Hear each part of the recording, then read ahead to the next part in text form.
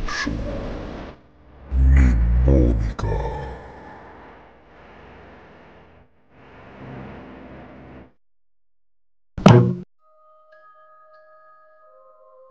Hindi man lamang nagawang ihatid ni Monica sa may pintuan ang manliligaw na si Harold. Nasundan na lamang niya ito ng tingin habang laylayang balikat ng huli at lulugo-lugo na naglalakad palayo. Nagtatalikod na sana ang dalaga ay bigla namang lumingon ang binata. Ngunit dahil malayo na ito, ay hindi na nakita ni Monica ang madilim nitong ekspresyon. Habang mahigpit na nakakuyom ang mga palad, dumiretso naman ang dalaga sa silid niya na wala man lang nararamdamang sundot ng konsensya. Baliwala lamang sa kanya ang ginawa sa binata at maging sa iba pa niyang manliligaw. Si Monica ang pinakamagandang dalaga sa kanilang baryo. Halos lahat ng kabinataan sa kanilang lugar ay hinahangad na makuha ang puso niya. Dahil sa kagandahang taglay, naging mapagmataas si Monica at nasobrahan ng bilib sa sarili.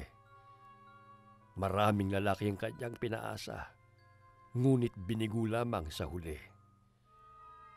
Para sa dalaga, ay mga laruan lamang sila. Hindi dapat siniseryoso, lalo na at bata pa naman siya.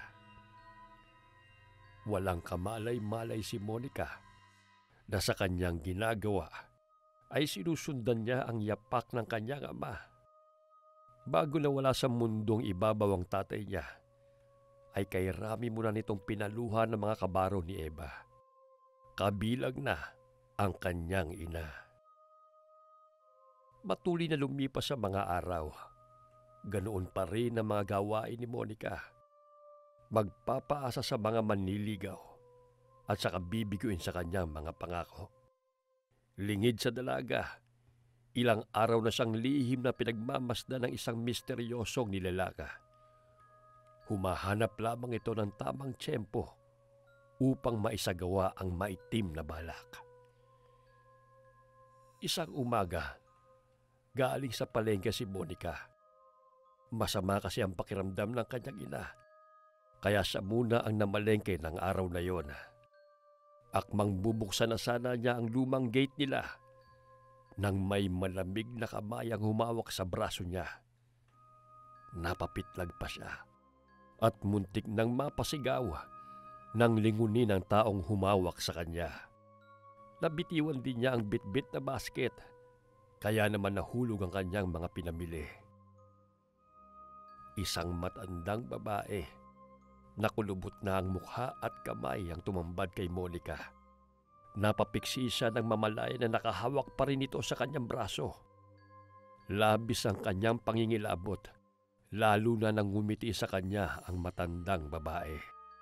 Kitang-kita niya ang nangingitim na nitong mga ngipin. Agad niyang tinanong kung ano ang kailangan nito sa kanya. Nais ko sana makiusap, iha. Kanina pa kasi ako nauuhaw. Maaari ba akong makahingi ng tubig? Hindi maiwasan ni Monica ang makaramdam ng inis. Hindi na sana niya ito papansinin nang mapatingin siya sa mga tambay sa labas ng kanilang bahay. Naisip niyang baka maging masama ang kanyang imahe kung hindi niya bibigyan man lang na maiinom ang matandang babae. Sandali lang ho, at ikukuha ko kayo ng tubig, Lola. Maraming salamat, iha. Ngunit laking gulat ni Monica. Nang pagbalik niya ay wala na roon ang matanda. Nagpalinga-linga siya sa paligid. Ngunit kahit anino nito ay hindi na niya nakita pa. Pinagkibit balikat na lamang ng dalaga ang tungkol sa matandang babae at pumasok na lamang sa kanilang bahay.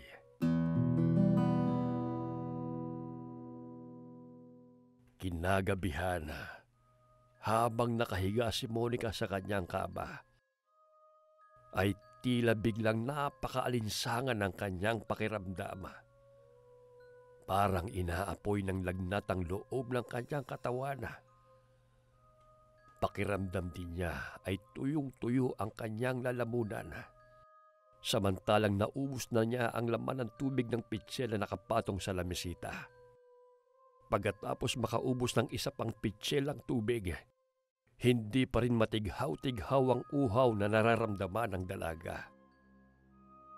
Kumakalam din ang kanyang tiyan sa gutom. Samantalang marami naman siyang nakain nung maghapunan silang mag-ina. Habang lumalalim ang gabi, ay lalong lumalala ang kakaibang nararamdaman ni Monica.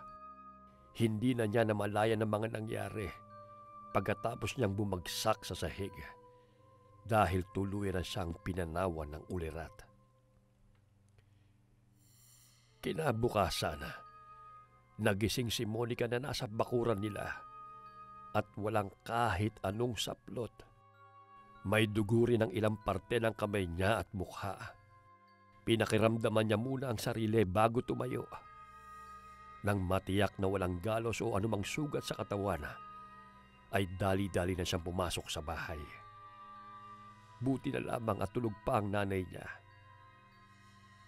Habang naglilinis ng katawan, ay pilit inaalala ng dalaga ang naganap ng nagdaang gabi. Ngunit kahit anong gawin niyang pag-iisip, ay wala talaga siyang maalala. Naging kapansin-pansin ang pananamlay ni Monica ng mga sumunod na araw. Naging mapili rin siya sa mga pagkain at mainitin ang ulo na pinagsawalang bahala na lamang ng kanyang ina. Madalang na rin siyang tumanggap na manliligaw. Hindi niya alam kung bakit parang nawalan siya bigla ng gana sa lahat ng bagay. Madalas din siyang magising sa umaga na nasa ibang lugar at walang kahit anong saplot. At muli ay hindi niya maalala ang mga kaganapan sa nagdaang gabi. Paulit-ulit lamang nangyayari ang ganoon sa kanya. Hanggang may kumalat na balita sa kanilang baryo. May mga hayop na natatagpo ang wala ng buhay. Wala ring laman loob. At tila sinaid ang dugo. Labis na nabahala si Monica sa mga kumakalat na balita sa kanilang lugar. Pakiwari ba niya ay may kinalaman siya sa mga nagaganap na pagpatay sa mga hayop. Pinilit na lamang niyang iwaksi sa isipan ang tungkol doon at nilibang na lamang niya ang sarili sa ibang bagay. Tumanggap na rin siyang muli ng mga manliligaw. Isa si Brando sa mga masusugid niyang manliligaw. Isang araw ay niyaya siya nitong mamasyal at kumain sa labas na kanya namang pinaunlakan. Sa sobrang saya ay nakalimutan na ng dalawa ang oras. Nagulat na lamang sila nang paglabas sa restaurant na kinainan ay madilim na ang paligid. Habang danay tahimik lamang si Monica na ipinagtaka ng binata. Kapansin-pansin kasi ang biglang pagbabago ng mood ng dalaga. Samantalang ang saya pa nito bago sila umuwi. Inisip na lamang ng binata na maaaring pagod na lamang ang dalaga. Si Monica naman ng mga sandaling yun ay nakakaramdam na naman ng kakaibang init sa loob ng katawan. Tila hinahalukay din ang kanyang sikmura. Napasulyap si Brando sa dalaga dahil nanginginig ang buong katawan nito habang yakap ang sarili. Inihinto sandali ng binata ang kotse sa tabi. Ngunit laking gulat nito nang pagsulyap niyang muli sa dalaga ay nakitang tinutubuan na ng itim na balahibo ang buong katawan ng kanyang nililigawan. May tumutubo rin na pangil dito na tila sa isang baboy rabo. Humaba ang mga kuko sa mga kamay at paa. Napunit na rin ang suot nitong damit dahil sa pag-iiba ng anyo ng katawan nito. Pakiramdam ni Brando ay hihiwalay ang kaluluwa niya sa kanyang katawan dahil sa mga nasaksihan. Pagkatapos ay tila siya itinulos sa kanyang kinauupuan. Nang makumpletong pagbabago ng anyo ni Monica, Sumisingasing ito ng malakas at binalingan ng lalaking noon ay nanlalaki ang mga mata sa takot. Ang tanging nagawa ni Brando ay sumiksik sa loob ng kotse nito. Maya-maya pa, buong kasabikang dinukot ni Monica na noon ay anyong halimaw na ang puso ng kanyang manliligaw. Pinagmasdan niya muna ang mainit na puso na tumitibok-tibok pa sa kanyang palad bago yun sabik na nilantakan. Bago tuluyang panawan ng ulirat si Brando, napangiti ito ng mapait nang mapagtanto ang kanyang huling hantungan sa mga kamay ng dalagang iniirog na isa palang kakilakilabot na nilalanga. Tunay ngang minsan makamandag ang kagandahan. Nagising si Monica na parang may tumutusok sa kanyang balat. Dahan-dahan siya nagmulat ng mga mata. Napabalikwas pa siya ng bangon nang magising na naman sa hindi pamilyar na lugar. Walang saplot na kahit na ano. Pilit niyang inaalala ang nangyari. Ngunit kahit anong piga sa utak, ay wala talaga siyang maalala. Mabilis na nilisan ni Monica ang lugar bago pa may makakita sa kanya. Naghanap din siya na maaaring ipantakip sa kanyang hubad na katawan. Katulad ng dati, ay walang kamalay-malay ang kanyang ina sa tunay na nangyayari sa nag-iisang anak. Mabilis na kumalat ang nangyari kay Brando. Palaisipan sa lahat kung sino ang may gawa sa pagpaslang dito. Ayon sa ulat, matindi ang galit ng sospek dahil sa paraan ng pagpatay.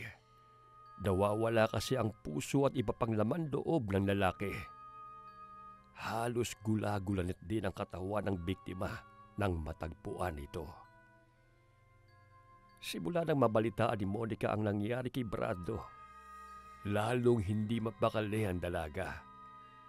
Binabagabag din siya ng konsensya dahil unti-unti nang tumitindi ang hinala niyang may kinalaman talaga siya sa mga krimeng naganap sa baryo nila. Ngunit malaking katanungan sa kanya kung paano nangyari yun at kung bakit. Bakit wala akong maalala?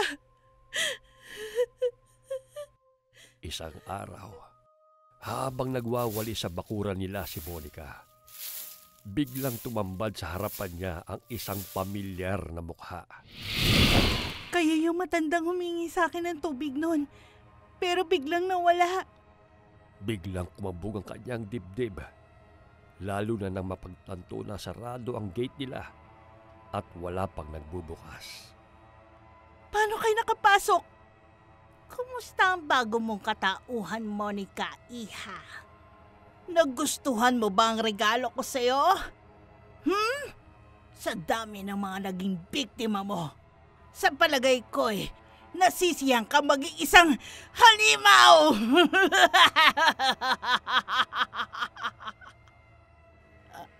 Anong sinabi ninyo? Hindi totoo yan! Hindi ako halimaw!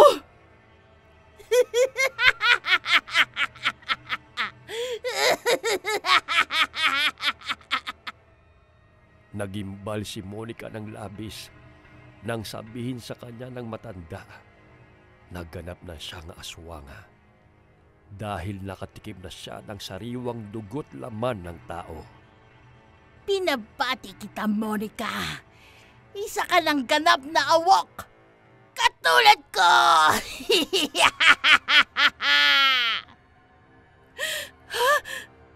Tila nanlalaki ang ulo ng dalaga dahil sa mga sinambit ng kaharap.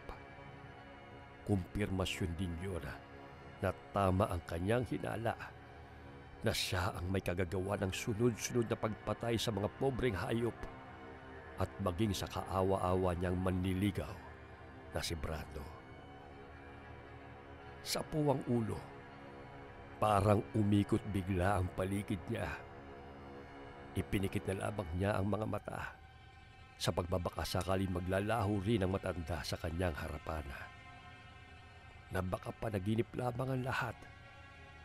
Ngunit nang imulat niyang muli ang mga mata, ay naroon pa rin ang matandang babae. Nakangisi yun sa kanya, na parang tuwang-tuwa pa sa mga nangyayari. Tumakbo na lamang si Monica papasok ng kanilang bahay, habang nakatakip ang dalawang kamay sa kanyang mga tenga. Nang gabing yun, hindi lumabas ng silid si Monica. Nakakuha siya ng kadena sa tambakan nila ng gabit. Yun ang ginamit niya upang ikadena ang sarili sa paa ng kamang hinihigaan. Nagdasal siya na sana'y matapos na ang kalbaring yun sa kanya. Hindi matanggap ng isip at puso ng dalaga na isa na siyang halimaw. Habang lumalalim ang gabi, ay nararamdaman na naman ni Monica ang kakaibang pagbabago sa katawan. Hindi nga naglaon, ay muli na naman siyang naging awok. Ang kadena na nakapulupot sa kanya ay walang kahirap-hirap niyang naputol. Agad na nakatalon siya sa bukas na bintana habang sumisingasing na parang baboy ramo. Kinabukasan ay nagising muli si Monica sa ibang lugar. Sa pagkakataong yun, ay hindi na niya napigilan na lumuha. Batid niya kasi na may nabiktima na naman siya ng nagdaang gabi. Ipinagdarasal na lamang niyang sana ay hindi niya yon kauri. Lumipas pa ang mga araw. Napapadalas na ang pambibiktima ni Monica. Hindi na niya makontrol ang sariling kagustuhan na makatikim ng laman loob ng tao. Isang gabi, isang buntis ang kanyang napagdiskitahan. Lingid sa kanya ay may alam ang asawa nito tungkol sa mga katulad niya. Habang paikot-ikot sa bahay na punteriya, nasa likod na pala niya ang asawa ng buntis. Tinagasan nito na tumama sa kanyang likod. Para siyang baboy na kinakatay na napatakbo palayo habang umiigik. Hindi alam ni Monica kung gaano na siya katagal nakatulog. Nang magmulat ng mga mata, ay laking gulat niya nang mabungaran ng matandang babae sa kanyang harapan. At hindi lamang ang matanda, kundi maging si Harold, ang isa sa masugid niyang manliligaw na kanyang binasted. Punong-puno ng kalituhan ang isip ng dalaga kung bakit nasa harapan niya ang mga ito. Nasaan ako? Hindi naman siya naghintay ng matagal dahil nalaman niya ang lahat, maging ang tungkol sa matandang babae na lola pala nito. Dahil sa ginawa niya sa binata, labis nitong dinamdam yun. Nasakta ng abuela nito, kaya naisip ng matanda na gawin din siyang kauri ng mga ito. Pinaliwanag ng matanda na may inilagay ito sa pagkain na kanyang pinamili ng araw na una itong magpunta sa bahay nila at nagpanggap na hihingi lamang ng tubig. Ngayon magkauri na tayo, Monica. Siguro naman ipipiliin mo na ako at mamahalin. Total, wala na rin namang ibang magmamahal at tatanggap sa'yo, kundi ako na lamang. Lalo na ngayon na isa ka na ring halimaw. Hayop ka, Harold! Demonyo kayo ng lola mo! Napahagulgul na lamang si Monica dahil sa sinapit. Nahiling na sana'y namatay na lamang siya kaysa maging halimaw habang buhay. Napuno ng galit ang kanyang puso dahil sa ginawa sa kanya na maglola. Lalo lamang siyang namuhi kay Harold. Hindi siya makakapayag na magtagumpay ang mga ito na makontrol siya habang buhay. Isang linggo nang nasa poder ni na Harold si Monica. Malapit na rin maghilom ang sugat niya. Isang umaga ay nagpaalam siya sa mga ito na uuwi na sa kanila. Naging mabalasik ang mukha ni Harold nang malaman ang balak niya. Huminahon lamang ito nang sabihin niya na nais lamang niyang makita ang kanyang ina at makapagpaalam ng maayos dito. Nang sa gayon ay hindi na ito mag-alala pa. Tanggap na niya na isa na siyang halimaw na tighaw sa laman at dugo ng tao. Sa huli ay napahinuhod rin niya ang maglola na payagan siyang umuwi. Matapos niyang mangako na babalik din siya bago sumapit ang gabi. Sasamahan na kita, Monica. Akala ko ba'y nagtitiwala ka sa akin, Harold? Ayoko lalong mabigla si nanay kapag nakita ka niya. Hindi rin naman ako magtatagal doon dahil hindi ako maaaring abutin ng dilim. Alam mo na. Walang kamalay-malay ang maglola sa kanyang plano. Pagka-uwi sa kanila, agad tinungo ni Monica ang bahay ng kapitan ng kanilang baryo. Ipinagtapat niya ang lahat ng nalalaman tungkol sa maglola. Agad namang naniwala ang mga ito sa kanya dahil matagal na ring hinahanap ng mga kababaryo niya ang salarin sa mga sunod-sunod na pagpatay sa kanilang lugar. Tinipo ng kapitan ng ilan sa kalalakihan sa kanilang baryo. Kabilang na ang asawa ng buntis na muntikan ng mapahamak sa kamay ni Monica. Bitiwan niyo ako! Huwag yan! Ganito! Bitiwan niyo ako! Huwag sila! Labasan dyan! Huwag na kayong bumalag! Kayo! Mula sa malayo ay lihim na pinagmamasdan ni Monica ang ginagawa ng mga tao sa maglola. Kinuyog ng mga ito ang bahay ng dalawa sa pangunguna ng kapitan. Kahit anong pagmamakaawa ng maglola ay tila bingi na ang mga kababaryo niya. Palibhasa kasi ay may araw pa, kaya wala pang kakayanang magpalit ng anyo ang maglola. Kaya sinamantala yon ng mga kalalakihang sumugod sa bahay ni na Harold. Hindi pa nasihan ng mga tao. Itinali nila sa poste ng kubong tinitirhan ng mga ito ang maglola.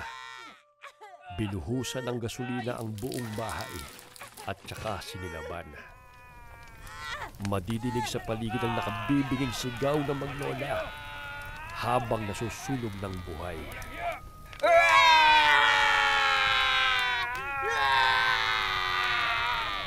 Ngunit patuloy lamang sa pagsigaw ang mga tao na kailangang mamatay ng mga salot. Isang mapait na ngiti ang sumilay sa mga labi ni Monica habang pinanonood ang unti-unting pagkatupok ng kubong minsan niya ring naging kanlungan. Ang tahanan ng maglolang nagbigay sa kanya ng sumpa ng pagiging isang kasuklam-suklam na halimaw. Ilang araw muna ang pinalipas ni Monica bago nagpakita sa ina. Ipinagtapat din niya ang kanyang sitwasyon. Sinabi rin niya na kailangan niyang lumayo upang wala nang mabiktimang inosenteng mga tao. Patawarin mo ko, Nay. Ayaw kitang iwan. Pero ayoko dumating ang araw na pati ikaw na sarili kong ina ay maging isa sa aking mga biktima.